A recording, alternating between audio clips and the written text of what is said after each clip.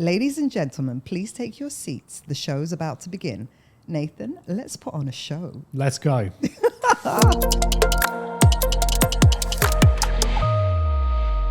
Today we've got Nathan Kearney on the show, who is the Managing Director of Executive Search, which is a recruitment and retention consultancy. Welcome to the show. Thank you for having me. Great to have you here. Now, you do take it a stretch further with the retention part. Can you just explain, give some flavor to the retention side of it? Yeah, so look, I've been a recruiter for over 10 years now, and the amount of candidates that you'd see placed in a typical market who then leave a job is just ridiculous. So I said, when I started my business and I had a dream to create the best recruitment business in the Middle East, why don't we add one of the main core fundamentals of growing a steady company? Retention. So if we can essentially build a service, a product, and ultimately a business around the retention of staff as well as the growth of a business, then we create the best recruitment business in the Middle East. So it's not just about candidate placement, it's about ensuring lack of kind of churn, shall we say, or minimizing job churn. Exactly, but that ultimately comes down to the selection point. Which we're going to get all your tips and advice. So this episode's probably not for people that are thinking about getting into real estate, because you're not so much on the rookie side of things. You're more the, I would say, like sports agent type of recruiter. If you want to make it sound sexy, then absolutely yes. Yeah, so like sports agent. So you kind of deal with the experienced players in the industry. So let's have a look at job churn. So the recruitment process itself, especially for the more senior roles, you can see quite a lot of drop off before they've even joined the company. Yeah. How do you minimize that job churn or application churn? If you look at an industry where it's so easy to get a job, all you've got to do is have a boat full of savings, tons of ambition, and a driving license. Yeah.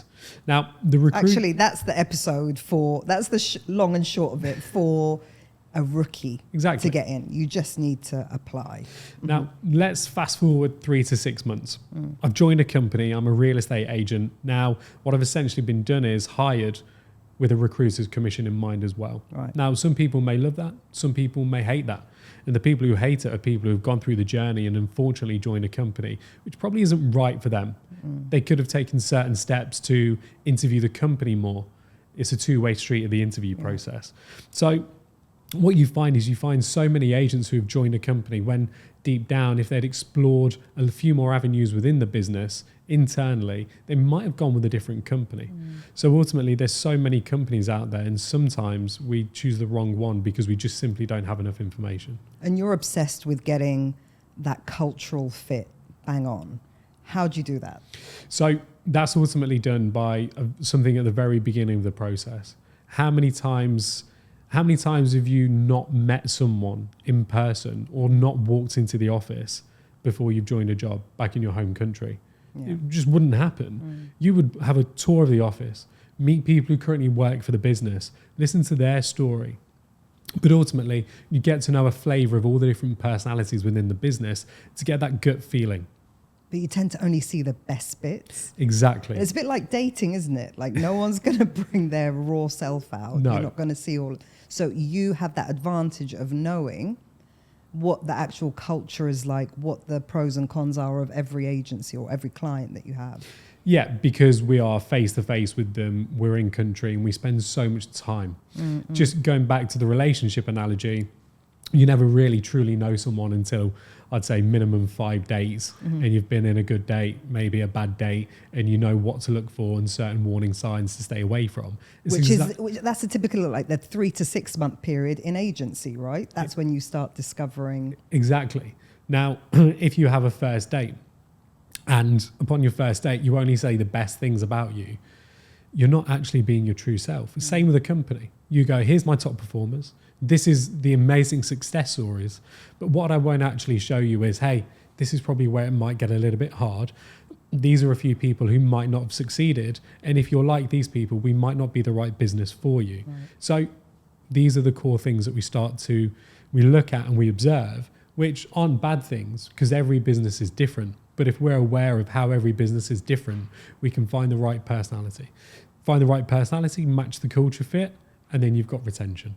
So in real estate terms, you've got what's called buyer's market and a seller's market. And I think Dubai for the longest has been, in your terms, in recruitment terms, a candidate's market rather than an employer's market. Why do you think that is? And do you see it staying that way for the foreseeable future, being a candidate-led market? Yeah. So let's rewind maybe 4 or 5 years ago when I first got into real estate recruitment. The typical model for real estate recruitment was bring over people from the UK or from overseas, train them, and then you typically get 50% of them who would stay in the company. Let's fast forward a few years now. As of last week, there's 19,100 agents, which is up 4,000 from September last year when I opened the company. Right. Now, there's 2,500 agents. If you do the very simple maths, there's more agents knocking on the door to find a new position than there is companies. So ultimately, the candidate-driven market has essentially enabled candidates to say, I can go wherever I want. I just have to make sure they're going to offer me exactly what I need. Yeah. In terms of thinking a little bit further ahead, if you look at the consistent new developments which are handed over every single month, the consistent growth of the real estate market as well as the number of agents who are actually getting into the industry, the only way is up. So I can't see right now the candidate-driven market ever changing, which for me, if I'm a real estate agent, is glorious news because it means whatever life I want as an agent, I know at some point there will be a company out there, if there isn't already one right now, which I can just knock on the door and have everything, whether it's work-life balance, career progression, commission or work environment, just perfectly laid out for me. So what that ultimately means is if I'm not happy right now, and if my company isn't making me happy, they should be worried because someone else will. With such little variances in agency offerings, I mean, they're all much of a muchness apart from different commission packages, the office environment, the culture, and so on. I think culture plays quite a significant role in winning candidates, but getting that fit is probably the hardest part of your role. How do you assess whether a candidate will be a good cultural fit for an agency? I think the heart of the assessment of really and truly understanding what a candidate would want is by assessing how as a business we actually operate. So just for full transparency, how we work as a business is we will not work on a candidate that we have not met face to face over a coffee for roughly 45 minutes to an hour plus. Vibe check. Exactly that, because Zoom is great, but you wouldn't have a first date over Zoom. So why would you have a first stage interview over Zoom to really, truly understand someone? So we do this face to face. When we're face to face, because what we do is we essentially act as a completely independent body, we're not judging you. We want to know exactly who you are, whether you think it's good or bad. So we'll go through 4 things face to face, which is exactly how we consult clients to essentially build a strong employee value proposition. We run through work-life balance, career progression, commission structure and remuneration, as well as work environment. People call culture pizzas on a Friday. I call culture the intangible thing that you get when you walk into an office, the way that people care about you and treat you. Now, when we sit with someone face to face, we talk through the good, the bad, and the ugly. 3 core things which we should always cover because we know what people like, we know what people don't like, and we know the things that really, truly stress people. Now, different businesses will have different goods, different bads, and different uglies. You know all of them. Yeah, but that's our job. Just like getting to know you is our job. So once we look at lifestyle, career, money, and culture, and the good, the bad, the ugly of clients and candidates, we get this perfect mix of the right candidate and the right company. And that in turn leads to people staying at companies for much longer than they would do if they were to go direct to a company, be sold on all the good, never hear the bad, and ultimately become the ugly. So, and you touched on that you know all the ins and outs of a lot of these agencies. And I think one of the most crucial factors in your field is discretion and confidentiality, but especially with the top hitters in agencies, they don't want to think that their CV's doing the rounds or that they're the talk of the town. And typically I find that those top hitters only switch agencies when they're courted directly by the agency owner of the rival agency. Do you find that's the case rather than through a recruiter? Well, an internal recruiter will not have the same reception as a completely independent recruiter like us. So what we'll find is, because a top biller, for example, can come to us with genuine need for career advice, which they wouldn't have a transparent answer from if they were to approach someone internally, because ultimately, if I'm an internal recruiter, my job, my product is the business. We can sit there and we can say, what are you getting? What aren't you getting? What do you need help with? How can I take you from 2 million to 4 million or 4 million to 8 million? Because ultimately, if you're coming to us, you don't have the answers internally. Yeah. So if I can go through someone with that, that essentially gives credibility. With credibility, we get trust. From there, I can then introduce to the perfect business. So as a business, we essentially operate with probably one of the largest black books that you'll never ever see. Now, with that, we have relationships with people who they know us because they can trust us. They trust us because we're known for being the ones who don't have large mouths. As soon as you approach us and have a conversation with us, no one will know until the time is right. The worry is with such an incestuous industry that as soon as one message is sent, everyone else in the company finds out, and then ultimately that job security just goes through the floor. Yeah. So, and the trust with your existing agency is gone, because they'll say, why is your CV doing the rounds, or why is your name floating about in the market? Exactly, and it's such a small industry, especially in Dubai. Yeah. Everyone knows everyone, and everyone knows if someone's having a good time or a bad time. As much as no one wants to admit it, everyone knows how everyone's doing. So for us, the core foundation, fundamental of the business is discretion. I've always said to the candidates that we work with, the one day that someone finds out something is the day that we lose all credibility and trust, and we can't operate as a business. We should be known as the people who are there when the time is right. But you're not talking to us all day, every day. We fly under the radar. We help you find the best job in the world, but we're not knocking at your door 24/7. And who's holding this little black book? How secure is it? Executive search. Don't ask me for the logins. I'm not tech savvy anymore. I don't even know the password. Okay. And they move because they think the grass is greener. Let's have this conversation about, is the grass typically greener? So I'm sure you've made quite a few kind of high level moves. Do they come back to you saying, oh, the grass wasn't necessarily greener, or do you find that the grass actually is greener? Do you know, one thing I will go on record forever and say is we take so much care and we don't rush it. We take so many steps to ensure that we have made the best placement. What we do see is the opposite when it comes to the candidates that we get. A lot of the candidates that we get have been placed within the past 3 to 6 months with ABC selling point of a business, which is great until you're actually in the trenches. Then you're in the trenches and you realize it's a completely different story. And then ultimately you knock on exec search's door. So one thing that I always try and say to internal recruiters when they come and ask me for advice is I try and say, try and be overly honest. Introduce them to the top performers, but also maybe introduce certain agents to people who are struggling. Some people say it's easy to train the top performers, but I would actually say it's best to train the most junior of agents, because essentially what you're doing is you're letting your top performers give you strong revenue, but also you're feeding the junior agents right back up to the top. So what I would say is ask yourself, genuinely, is this a gut feeling move? So whether you're an internal recruiter or whether you're a candidate, try and interview everyone in the business as much as you can. And one thing I talk about when it comes to interview processes, I talk about introducing people to marketing managers, listing managers, asking questions such as, how long will it take for me to get my listing live? Which is such a random question to ask in an interview. But when you think about it, if I join a company, it takes me 7 days to get a property listing live. That's a problem. That's gone. So that revenue has just disintegrated.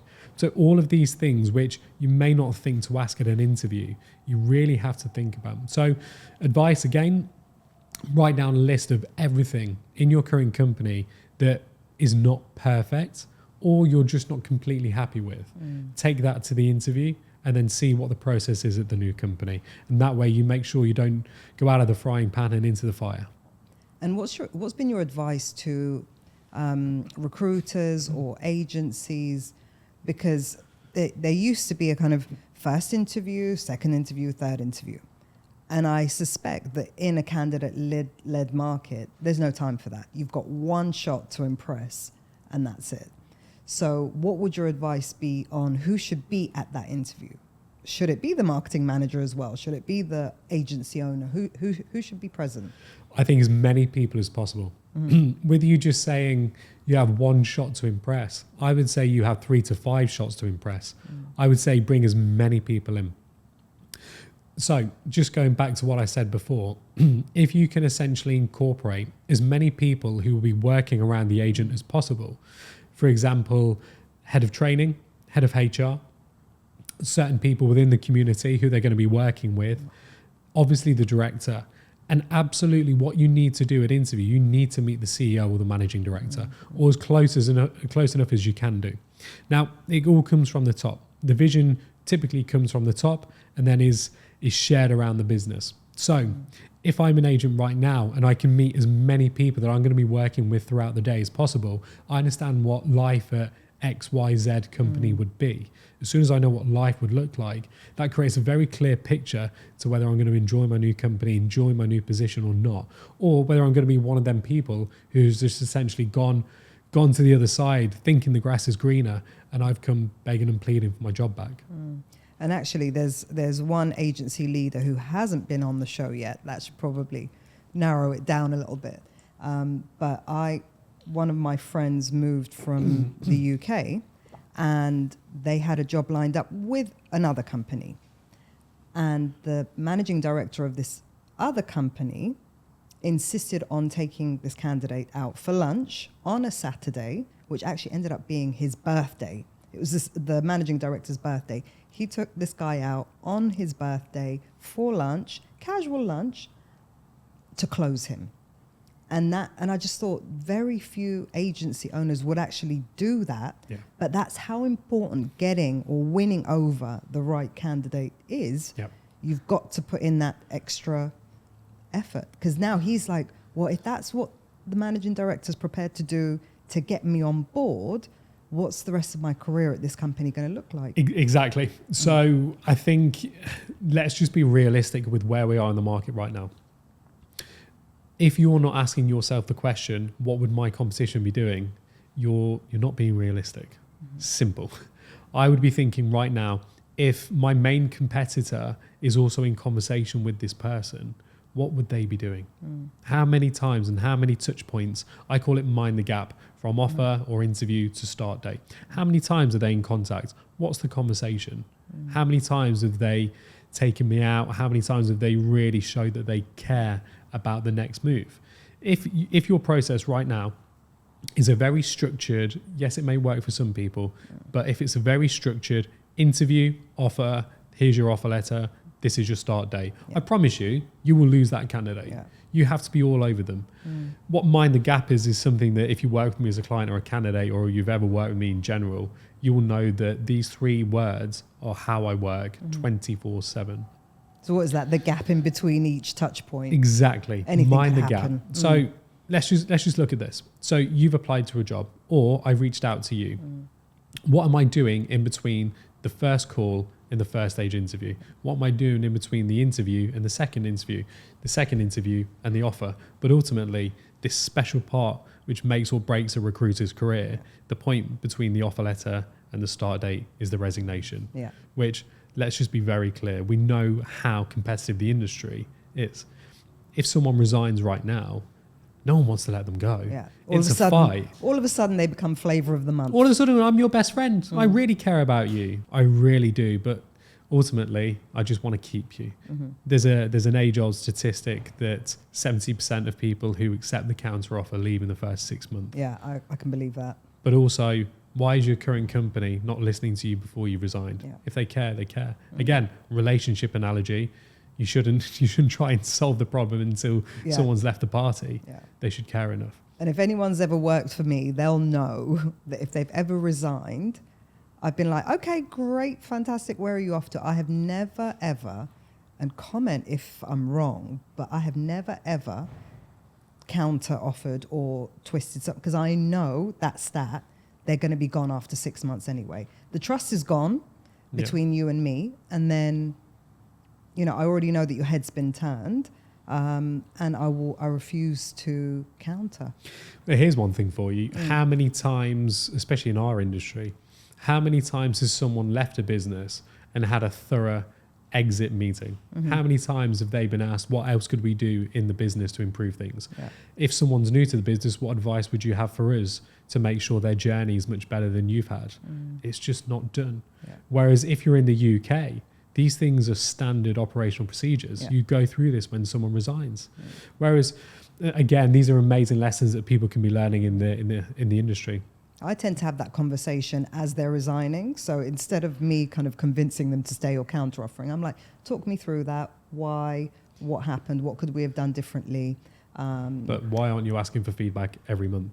Well, I used to have monthly one-on-one. So I would always kind of sense if someone was,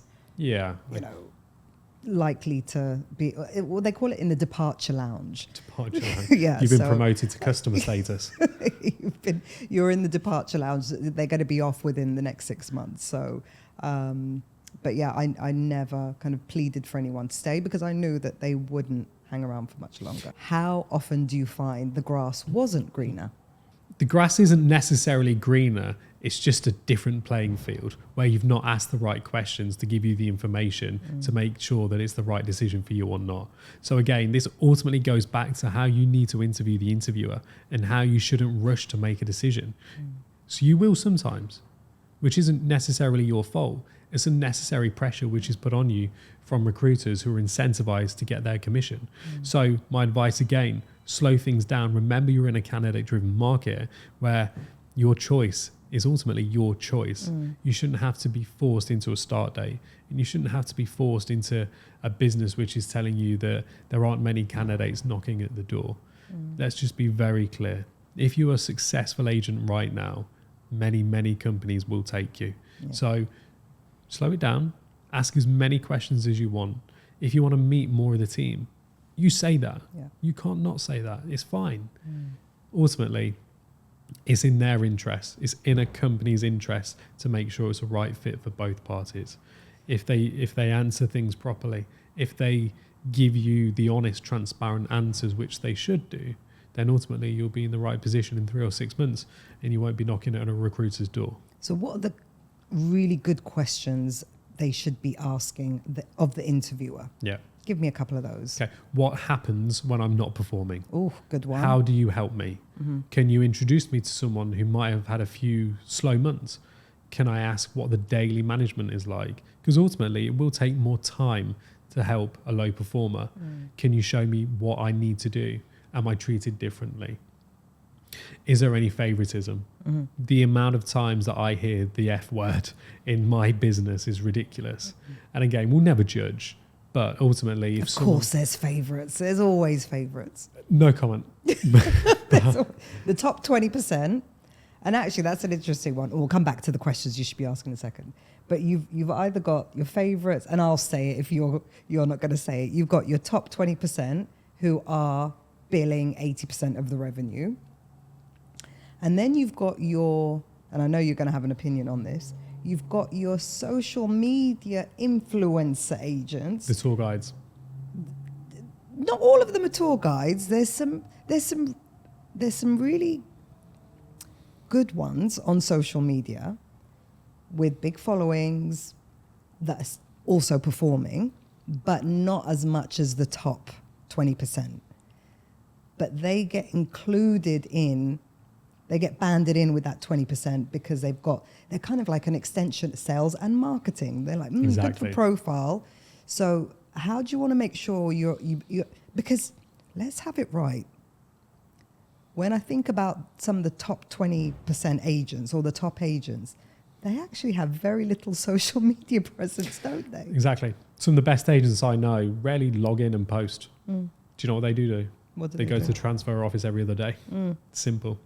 So ultimately, how they're not going to TikTok. No, again, look, there's always an argument for and against. But some of the best agents I know in the city, I know what they bill, but they don't have to shout about it.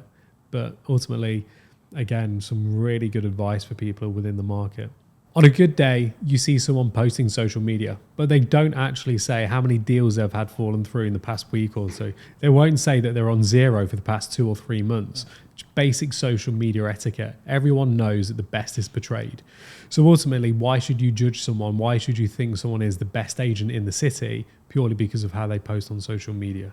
If you go onto the REST app and you have a look at how many transactions are made, that's actually someone's performance. So have a look at the REST app. Let us know how you're doing, and then we'll see if you're an A, B, or C candidate. Does everyone put their deals on REST app, or sometimes it goes under one, like the sales manager or the agency owners? Yeah. Yeah, every company has their own policy. So it's not like the kind of source of truth, really, for No, but look, ultimately it's a good gauge. So before we as a business sit and meet people, we will have a look on the REST app. Yeah. So if you do come to us and Don't lie. Don't honestly, like the reason we meet so many people face to face is normally because, excuse my French, we call bullshit a lot of times when we meet people, and you can smell it a mile off. Yeah. I know if you don't know how to put a deal together. So does everyone else. But also what we do is we stop you essentially making us as a business look bad with an interview. Whereas what happens is if you go and meet a client or you go and meet a company and you're giving BS numbers to them, they suss the same thing out. Yeah. So as a business, how we ultimately have credibility is by doing the due diligence first. And like there's that saying in brokerage where you're only as good as your last deal, and you've kind of got that in as an agent as well. You probably measure your success based on the top performers in your agency, like if you're where you rank on your agency, not really knowing what your competitors' numbers are looking like or what the top agents in your area are looking like. So I think that would lead us on to like a really useful, I'd love to know what you think about this. Like I'm an agent, I'm 6 months in. How do I know I'm a good agent? And at different stages, so let's say 1 year, 2 years, 5 years, like how do I know I'm on track? Yeah. Let me answer that with how we structure our candidates as a business. We have A, B, and C candidates. C candidates are typically, up to a year in real estate. B candidates are 1 to 4, 5 years. And then A candidates are 5 years and above. The veterans. Now, the old school. So look, for us as a business, what we'll typically do is look at experience, but also we'll look at revenue. So what you will find is a lot of the people work for a company and they think they're an A candidate. They think they've got the best revenue in the world. But then they step into another company. They're probably about 30, 40th in the rankings. Right. So half the time what we try and do is just explain in the industry to candidates how the league you're playing in right now might be okay, but there's a very different league with very different players who play in a completely different way. So why don't you come and have a conversation with these guys? Think of it, sporting analogy, really good option. If you're playing really well in the championship, I'm a rugby man all over. Right. This is going to be a hard one. Majority of your audience, especially if it's real estate, will be football. All right. But if you're playing in the championship or Division 2, then you probably think you're really good if you're at the top. But what you forget is that there's actually a Premier League and there's definitely a Champions League, and you've never even played in that field. Right. So half of the time what we actually do is just explain to people that they're doing okay now, but they could be playing so much better. And half our job is just saying this is the ways that you can do it, but this is the company that provides that solution. Okay. I know you probably don't want to talk numbers, but let's talk numbers, because one common question that those rookies might have, who I sent them away earlier at the beginning of the show, but actually they stay tuned. A common question is, how much money can I make in the first year, 6 months? And I always say it's as long as a piece of string. But for you, based on what you've seen, what is a good number to make in that first year? If you're Division 2, Division 1, Premier League, what would you say? I would say, firstly, age-old saying in real estate, first year you learn, second year you earn. If you have consistently done in sales 100K a month, then you've had an astonishing first year, which isn't necessarily realistic. But there's some people who do 2-3 times that in their first year. It's ridiculous because all they've done is they've learned and they've earned much quicker. So realistically, if you're in leasing and you're doing 40K a month, 50K a month, you're in a good position. That's 50K gross. Yeah. And then you've got your half or your whatever your split is. Split so it down take the home middle, about industry 25 to 30 probably. Yeah. And then if you're in sales, if you're doing between 80 and 100 consistently in your first year, That's again, good. You're great. going good. Yeah, yeah. Okay.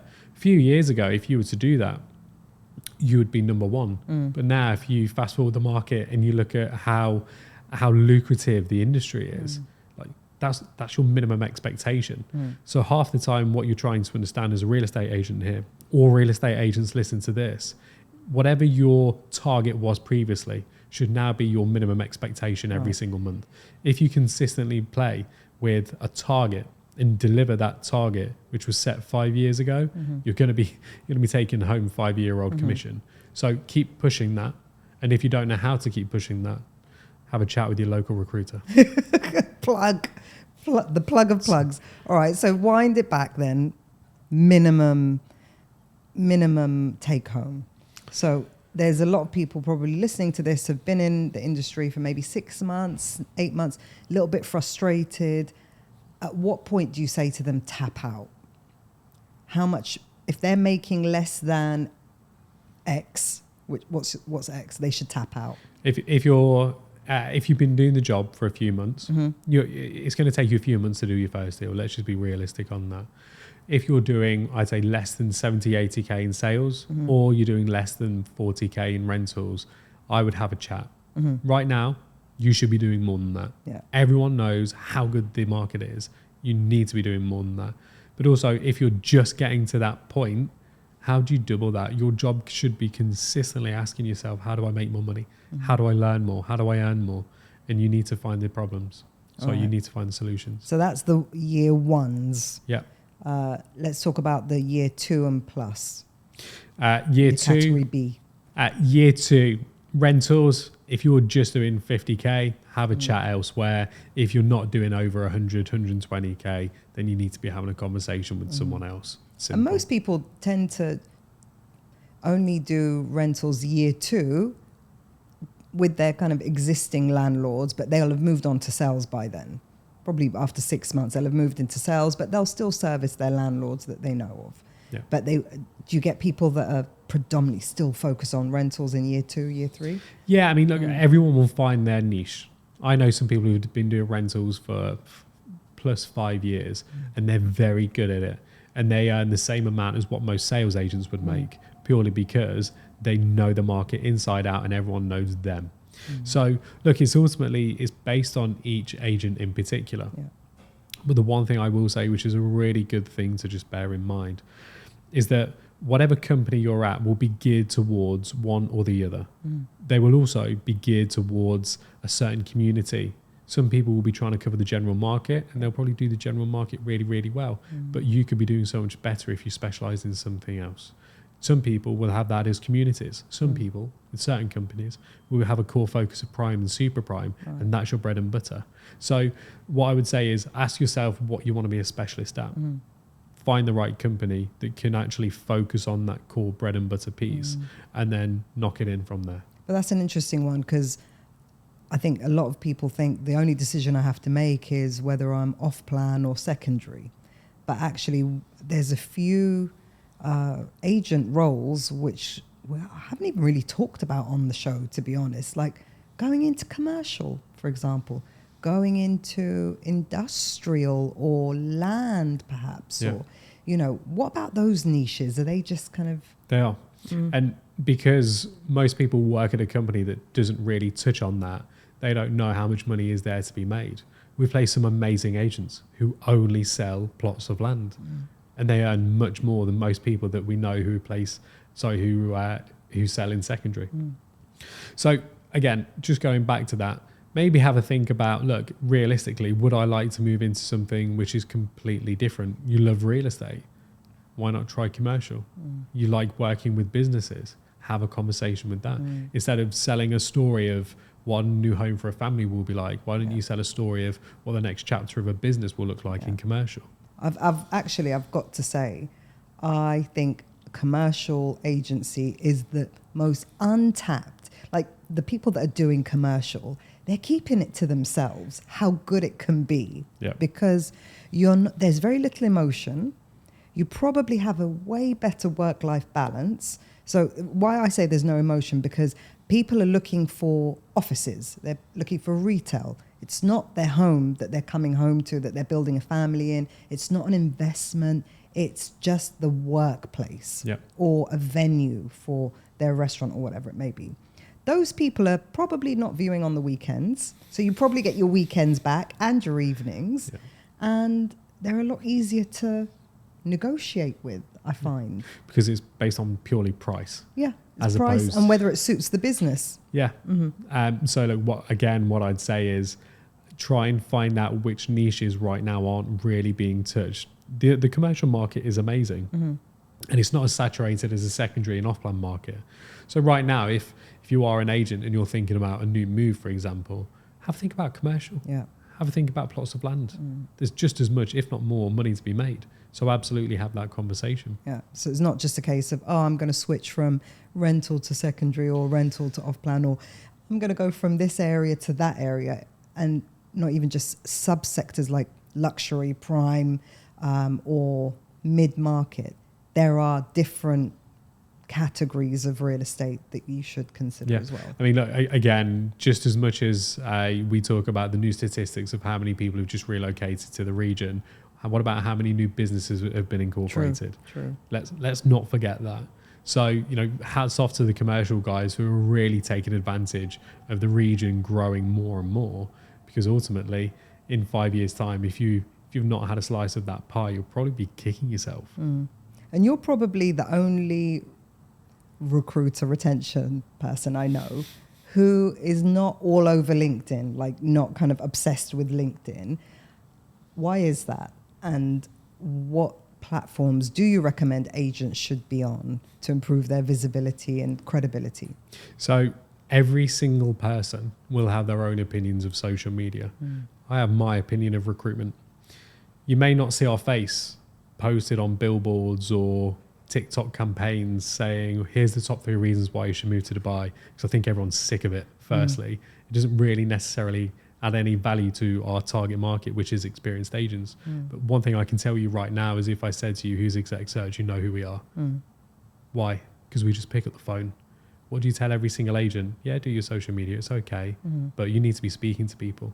Talk, don't type. Ultimately, I can influence and persuade in 10 seconds versus 10 minutes of me trying to message you back and forth on LinkedIn. And it's true, I can vouch for this. Me messaging you, go hours unnoticed. And then he's like, just call me. When you need, just call me. Call me, honestly. Honestly, we're all very busy, but ultimately, who do you speak to first? The person you're WhatsApping or the person who's calling you? You're calling them.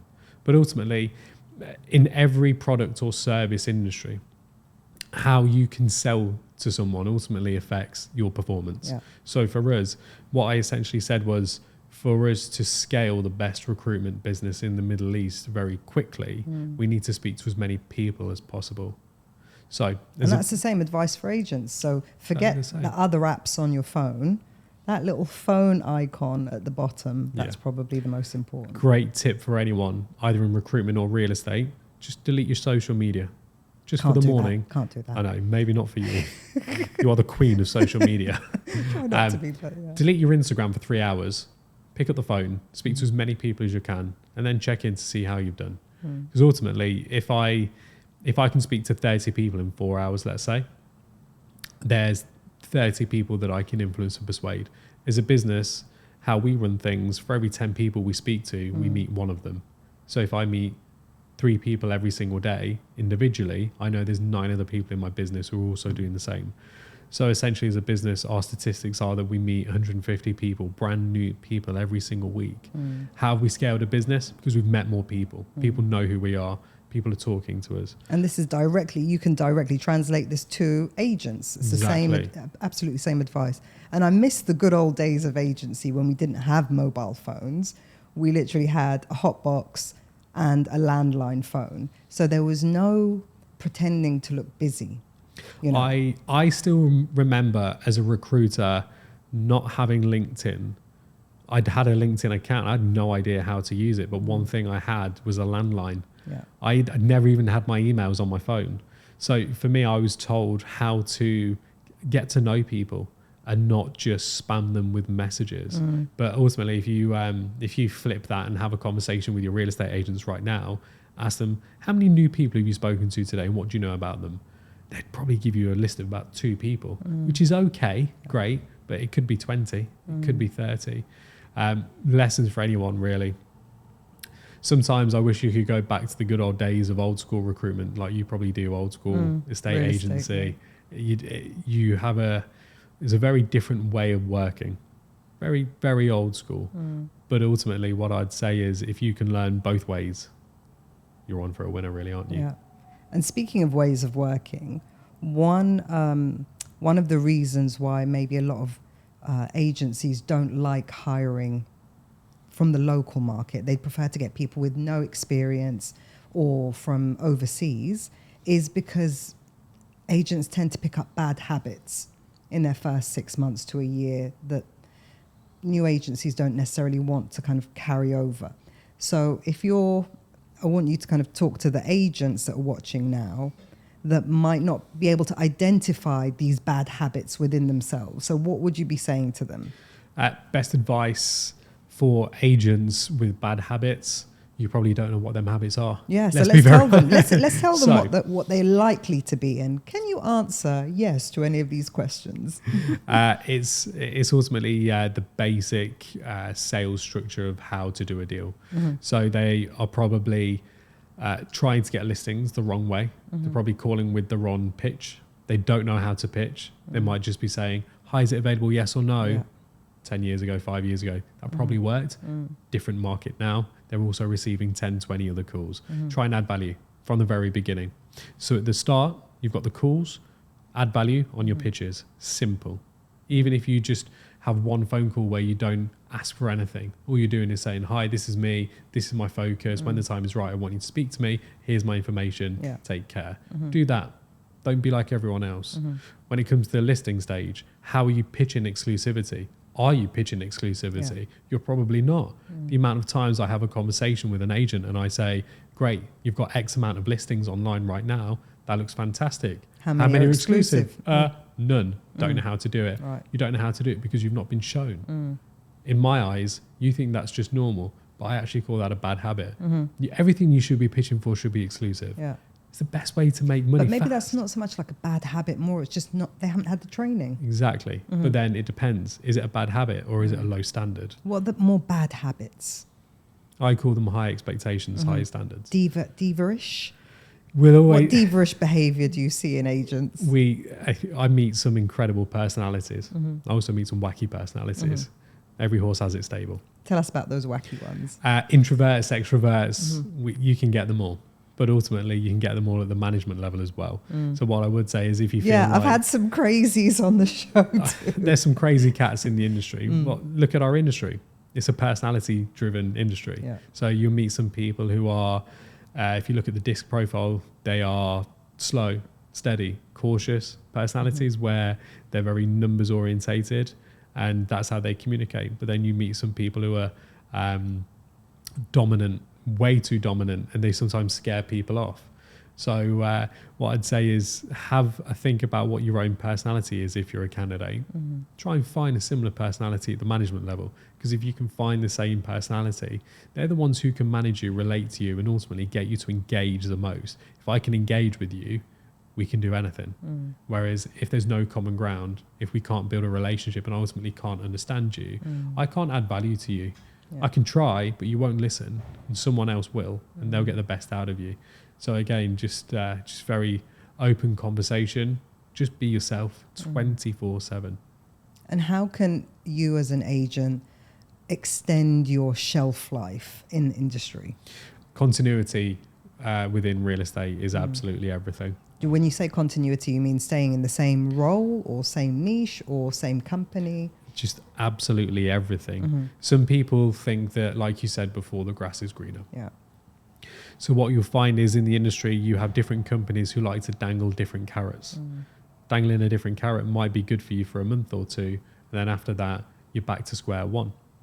So best advice that I actually give to agents is work out truly why you think you might not be happy or might not be performing. Sometimes it might be something completely down to you.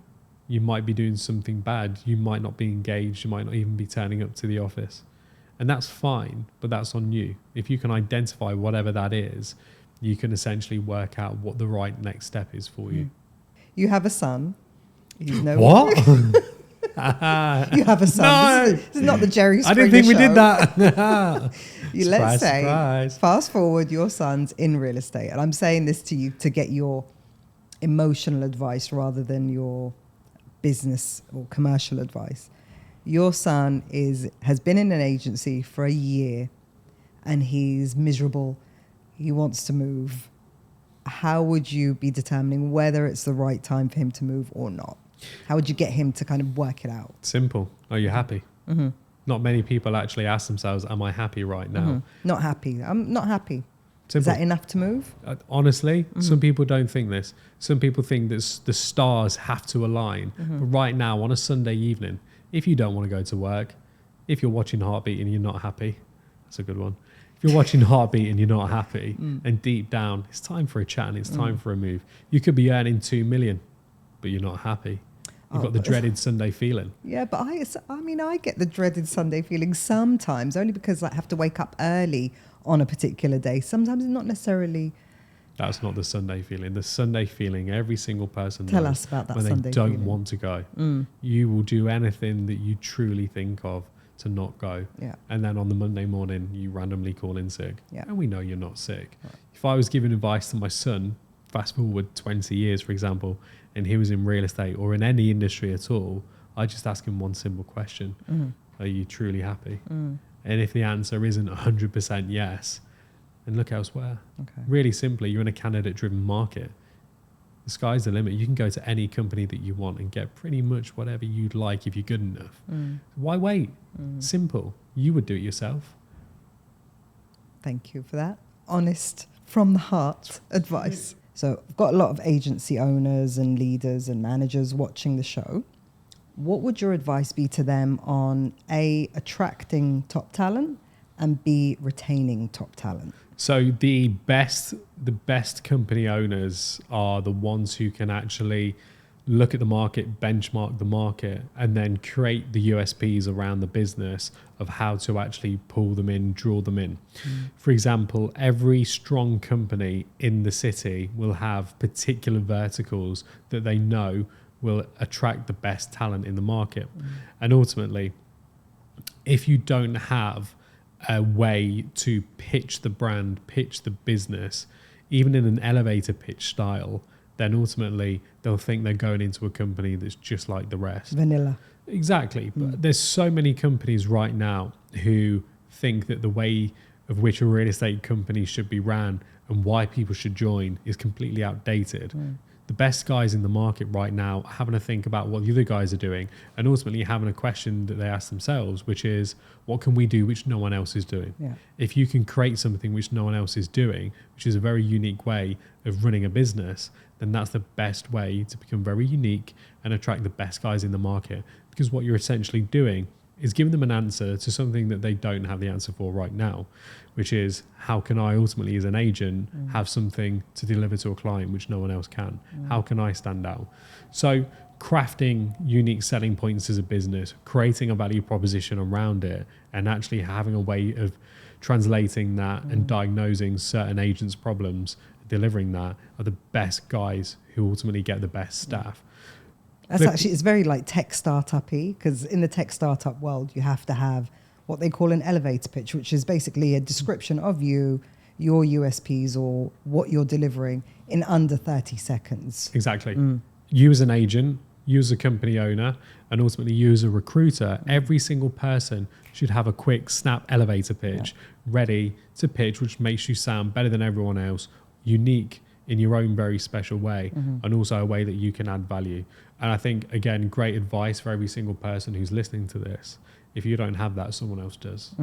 That other person wins every day, whether that's a listing or whether that's a recruit. Yeah, you lose. I saw something on social the other day. It was from the US, someone saying, it's not about, I can't remember who it was, but he was like, don't tell people what you do. Like, don't just say, if someone says, what do you do? Don't just say, I'm a realtor, right?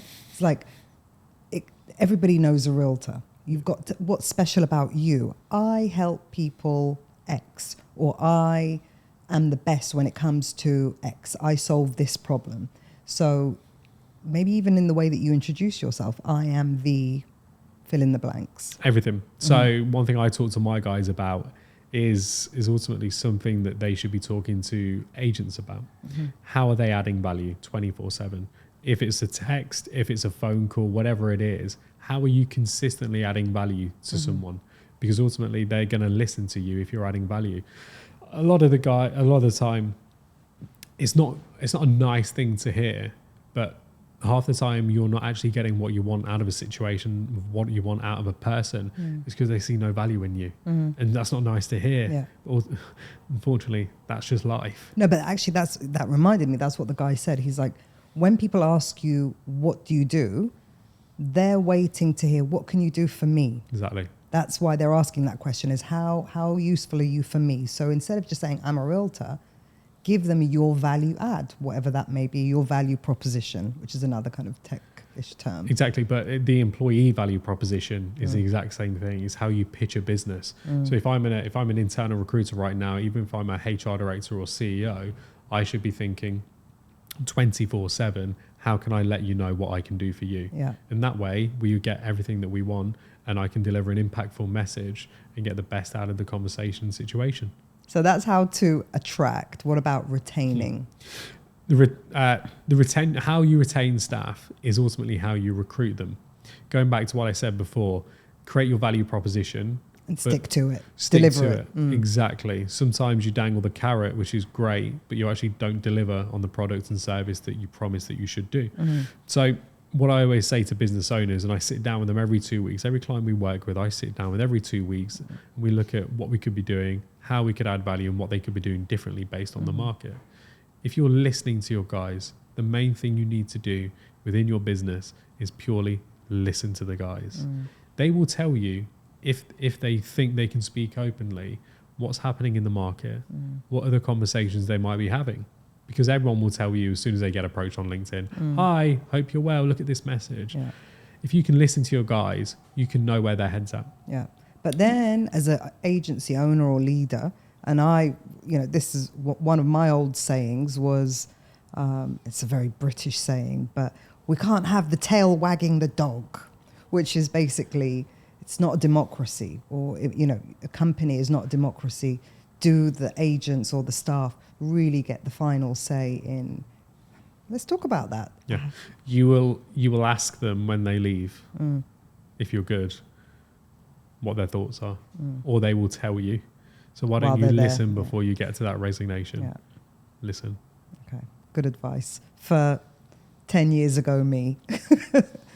And all right, so seeing as you kind of took us down the tech startup route, let's finish with technology and AI. And actually, interestingly, probably the type of candidates that you're dealing with, you don't even ask for CVs. You just go by their performance, their reputation in the industry. But CVs still do exist, and a lot of them are being written with AI or ChatGPT. How do you think technology and AI is going to evolve in your industry? Because it is a different industry. There's pros and cons for and against, but one thing I always talk about is how you shouldn't lose the human touch now that AI is at play. So if you look in a typical interview process now for any large corporate organization, they will probably ask you for a 60-second quick video intro of who you are, what you do, and why you want to join the company. Now, with so many different personality types, not everyone's going to be great at that, but also not everyone's actually going to want to do that. If I'm a really good person, whatever industry I'm in, and I know I'm a really good candidate for the job, and I'm scared to do so, or I don't think that I actually want to do that, or I don't do it very well, the company's just lost out on me. Yeah. So what I would say is try and be realistic with how you're attracting and how you're managing people through an interview process. If it's purely AI, you don't actually get to know that personality. Yeah. All you see on your social media is personality gets the job, not technical ability or not technical background. So why would you try and be lazy by implementing AI? Speak to more people, understand more people, and then you make sure you get the best personality. If you get the best personality, that's normally the best person for the job. And you see a lot of CVs, I'm sure. What are the kind of major do's and don'ts? The major do's and don'ts are don't lie on your CV. Where if one thing AI could do was create a lie detector of CVs, that would be perfect. But I think a lot of people create CVs and try and fluff it up to make themselves look the best because they ultimately know that so many people are looking through stacks or many PDFs of CVs. Just be really honest. One thing I'd advise is if you don't essentially add a pitch or essentially an intro onto your CV, then you're not essentially standing out from the crowd. It's very basic information, but some people don't do this. As much as you might think that you're the best person for the job, what the internal recruiter is actually doing is looking at how much you want to join the company. So if you can tailor things for every single position that you apply for, you're standing out from the crowd, and ultimately you're guaranteeing yourself, position going through the process. And let's be honest, how often do you look at the photo and judge on the photo? Every time, check, to be honest. Or check the social media. That's what I used to do. One thing we do, which is what most real estate companies will do, they will look at your social media. They will leave the right breadcrumbs. One thing you should try and do is delete most of your university photos of you out dressed as a tiger. I know, because I've done the same thing. Right. One thing I would say is just be aware that everything that you do, your new employee is probably going to have a look at.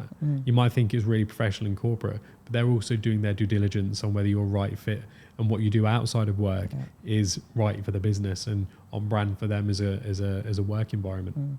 So I don't suggest locking your profile while you're job hunting, but at the same time curating a lovely catalogue of you, basically. Just be realistic and know that as soon as someone messages you, you probably do have a look at what they've done, what they're doing, and realistically, if you're an agent right now and you're at McGettigan's on a Tuesday night, someone's probably going to know that you're out at McGettigan's on a Tuesday night, and maybe don't do that. Yeah. Okay. And then lastly, what does the future of real estate recruitment look like? I spoke earlier about how there's been an increase in over 4,000 agents in the past 12 months. For us as a business, we know that the number of agents is just going to keep going up and up and up. So even if the market takes a dip? Who knows? Who knows if the market will take a dip? It's questions. But ultimately, as recruiters, same as real estate agents, you should still be able to sell in whatever market you have. You just pitch differently. Same for us. Someone will always be looking for a job. They might not be getting what they need from a company right now. And if the market drops, the strategy might not be right for a different market. So it's time to have a conversation with a recruiter. But in terms of the market in general, for us, with real estate in Dubai just growing and growing so much more. And again, I always talk about how many new developments have been handed over. For us, we can only see a positive forecast for the business and the industry. So for us, especially as a business, we're just going to keep on growing. We're very good at being the best at what we do. And for us, going back to our strategic plans, we're now touching into Abu Dhabi. We've now ventured into new industries, just carbon copy, doing exactly what we do and we do well, but just helping other businesses grow who aren't just in real estate. Okay. Any closing golden nuggets from Nathan Kearney? Every time that you go for an interview, don't feel like you're being interviewed. It's a two-way street. You should absolutely ask the person who sat in the chair opposite why they joined the company, why I should join the company, what I will get from the company. Interview your recruiter. Because ultimately, if you walk out of the door not having all the information, you go to bed at night, or you even sign an offer letter with doubt in your mind, you can flip that. For every single candidate that's watching, the power's ultimately in your hands for the majority of the time. So I would really get as much information and feel completely open to try and get as much information to make the best move of your life. Because ultimately, if you make a wrong decision, there's more ink on your CV, not on the person who's sat opposite you.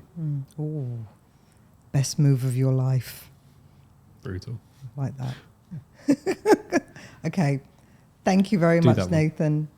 Enjoyed that. Golden nuggets, all about recruitment, retention, career journeys as well. I think is very important, because we don't really talk about what numbers are involved, what, the mindset shifts, the honeymoon period, the later the divorce, separation. There's, it is very similar to relationships. So thank you for having this frank conversation with us and giving us an insight into executive search. Thank you for having me.